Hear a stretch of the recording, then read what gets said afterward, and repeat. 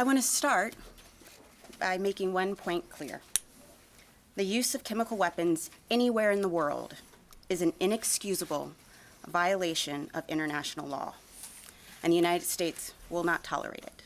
Yesterday, United States forces, at the direction of President Trump, launched precision strikes against Assad regime targets associated with the use of chemical weapons in Syria. The three facilities are more appropriately were fundamental components of the regime's chemical weapons warfare infrastructure. The Barza Research and Development Center. Next slide. Pardon me. The Him Shinsar Chemical Weapons Storage Facility. And last, and the next slide, please, the Him Shinsar Chemical Weapons Bunker Facility. Powerful show of Allied unity. We deployed 105 weapons against 3 targets that will significantly impact the Syrian regime's ability to develop, deploy, and use chemical weapons in the future. It's been said before, but I want to emphasize again that by comparison, this strike was double the size of the last strike in April 2017, and I'd also emphasize that this strike was a multinational effort. That since the strike, we have not seen any military response from actors within Syria, and we remain postured to protect our forces and those of the coalition should anything occur.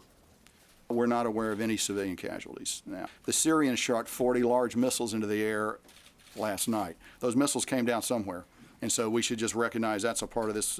That's a part of this equation too. I'm sure the Syrian regime knows that we've been looking at these targets for a long time, so it is possible. It's possible that some people might have left it. We also chose to strike it at 3 o'clock in the morning, 4 o'clock in the morning local time. So we weren't trying to kill a lot of people on the objective, so we would have struck at a different time of the day.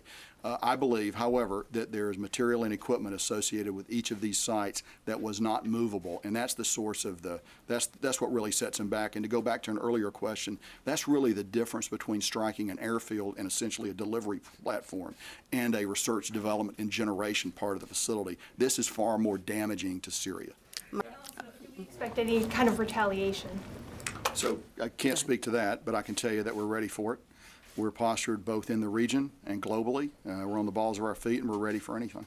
Our focus remains defeating ISIS. It is not to get involved in the Syrian civil war.